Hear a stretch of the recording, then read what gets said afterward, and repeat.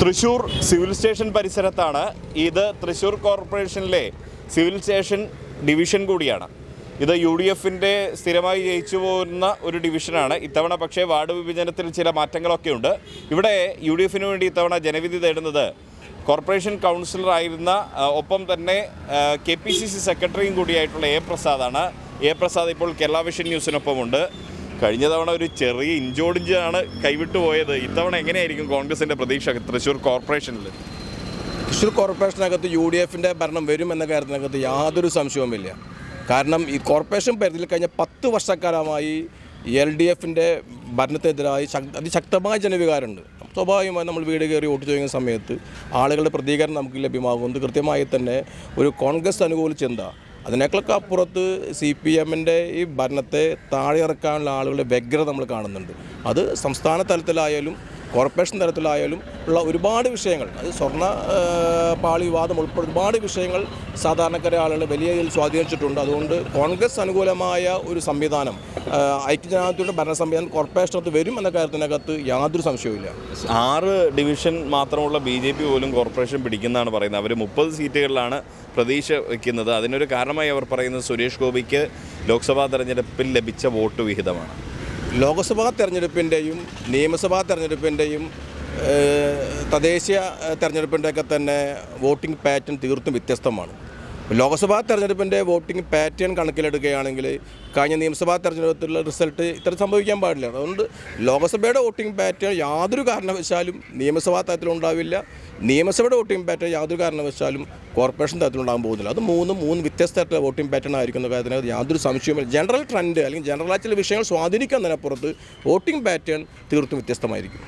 പ്രസാദിനെ കുറിച്ച് ഓർക്കുമ്പോൾ എൻ്റെ മനസ്സിലേക്ക് ഓടിയെത്തുന്നത് 2018 പ്രളയകാലത്ത് കണ്ട ഫേസ്ബുക്കിലൊക്കെ വലിയ രീതിയിൽ നമ്മൾ ചർച്ച ചെയ്ത താങ്കളുടെ ഒരു ചിത്രമാണ്. ആ പ്രളയകാലത്ത് താങ്കൾ സഹായിക്കുന്ന ഒരു ചിത്രമൊക്കെ ഉണ്ട്. എങ്ങനെയാണ് ഒരു കൗൺസിലർ എന്ന രീതിയിലും കൂടാതെ നാട്ടുകാർ വീണ്ടും വോട്ട് തേടി പ്രത്യേകിച്ച് UDFൻ്റെ സിറ്റിംഗ് സീറ്റിൽ നിൽക്കുമ്പോൾ എങ്ങനെ വോട്ടർമാരെങ്ങനെയാണ് പ്രതികരിക്കുന്നത്? ഈ ഡിവിഷൻ രൂപീകൃതമായ നാട് മുതൽ തന്നെ കോൺഗ്രസ് ഐക്യജനാധിപത്യ മുന്നണി ജയിക്കുന്ന ഒരു ഡിവിഷനാണിത്.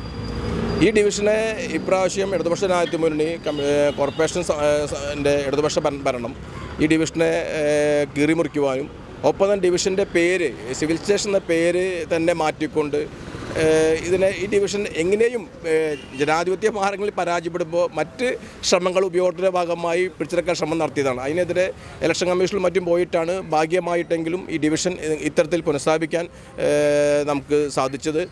ജനങ്ങളുടെ അടുത്ത് വലിയ രീതിയിലുള്ള നല്ല അനുകൂലമായ പ്രതികാരമുണ്ട്. 2015 2020 കാലഘട്ടങ്ങളിൽ ഈ ഡിവിഷനിൽ കൗൺസിലറായിരുന്ന ആളാണ്. പ്രളയ കാലഘട്ടത്തിലും ഈ കോവിഡ് സമയത്തൊക്കെ തന്നെ ജനങ്ങളുമായി ചേർന്ന് അവരോടൊപ്പം തന്നെ പ്രവർത്തിക്കാൻ സാധിച്ചിട്ടുണ്ട്. അതൊക്കെ തന്നെ ഏറ്റവും വലിയ ഒരു ആത്മവിശ്വാസം. ഒരു കുടുംബാംഗം പോലെ കൗൺസിലറായിരുന്ന സമയത്തും അതിനുശേഷവും എന്നെ ഈ ഡിവിഷനിലെ ജനങ്ങൾ ചേർത്ത് പിടിച്ചിട്ടുണ്ട്. അത് തന്നെയാണ് ഏറ്റവും വലിയ ആത്മവിശ്വാസം. ഇവിടെ കോർപ്പറേഷനിൽ 2 KPCC സെക്രട്ടറിമാർ മത്സരിക്കുന്നു. ഒപ്പം തന്നെ അനിലക്കര MLA പഞ്ചായത്തിലേക്ക് മത്സരിക്കുന്നു. ഒപ്പം തന്നെ ശബരിനാഥ് മുൻ MLA, അനിലക്കര മുൻ MLA, ശബരിനാഥ് മുൻ MLA, അങ്ങനെയുള്ള എല്ലാവരും ഇങ്ങനെ താഴെത്തട്ടിലേക്ക് ഇറങ്ങി വരുമ്പോൾ കോൺഗ്രസ് എന്താണ് ഉദ്ദേശിക്കുന്നത്? നിയമസഭയിലേക്കൊന്നും ആൾ വേണ്ടേ? തദ്ദേശ തെരഞ്ഞെടുപ്പിനെ കോർപ്പറേഷൻ തലത്തിലായാലും അത് ത്രിതല പഞ്ചായത്ത് സംവിധാനത്തിനകത്തായാലും മുനിസിപ്പാലിറ്റി ആയാലും തദ്ദേശ ഇലക്ഷനെ കോൺഗ്രസ് നേതൃത്വം UDF എത്രത്തോളം ഗൗരവമായി കാണുന്നു എന്നുള്ളതാണ് ഇത് വ്യക്തമാക്കുന്നത്. അത് ഒരു നല്ല രീതിയിൽ തന്നെ അതീവ ഗൗരവത്തോടു കൂടി പാർട്ടി നേതൃത്വം ഇത്തരം തെരഞ്ഞെടുപ്പിനെ കാണുന്ന ഒരു മെസ്സേജ് താഴെത്തട്ടിലേക്ക് പോകുന്നുണ്ട്. അതിൻ്റെ ആവേശം താഴെത്തട്ടിൽ എല്ലായിടത്തും ഉണ്ട്. നിലവിലെ സംസ്ഥാന തലത്തിലെ വിവാദങ്ങളൊന്നും കോൺഗ്രസിനെ ബാധിക്കില്ല എന്നാണ് പറയുന്നത്.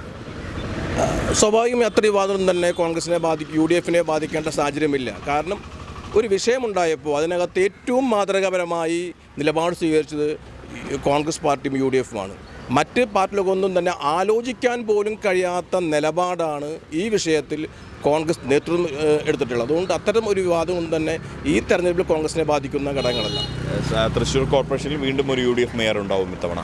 കോർപ്പറേഷനകത്ത് 10 വർഷത്തിന് ശേഷം UDFൻ്റെ മേയർ അധികാരം ഏൽക്കുമെന്ന കാര്യത്തിനകത്ത് യാതൊരു തർക്കവുമില്ല. കഴിഞ്ഞ 10 വർഷക്കാലത്തെ ഇടതുപക്ഷ ജനാധിപത്യ മുന്നണിയുടെ ഭരണത്തിനെതിരായ വികാരം അതിശക്തമാണ്.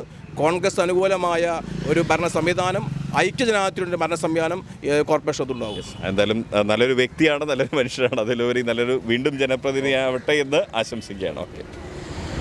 എ പ്രസാദാണ്. അദ്ദേഹം 2018 പ്രളയകാലത്തൊക്കെ ഒരുപാട് സേവനം നടത്തുന്നത് നമ്മൾ മാധ്യമങ്ങളിലൂടെ ഉൾപ്പെടെ വാർത്തയിലെല്ലാം കണ്ടതാണ്. ഇത്തവണ അദ്ദേഹം സിവിൽ സ്റ്റേഷനിൽ കോൺഗ്രസിൻ്റെ ഒരു സിറ്റിംഗ് സീറ്റിൽ വീണ്ടും മത്സരിക്കുകയാണ്. തൃശ്ശൂർ കോർപ്പറേഷൻ്റെ UDF ഭരണം ശക്തമായി തിരിച്ചു വരുമെന്നാണ് അദ്ദേഹം പ്രത്യാശ പ്രകടിപ്പിക്കുന്നത്. അരുൺ മുഴക്കുന്നതിനൊപ്പം Riyas KMR, Kerala vision news, Thrissur.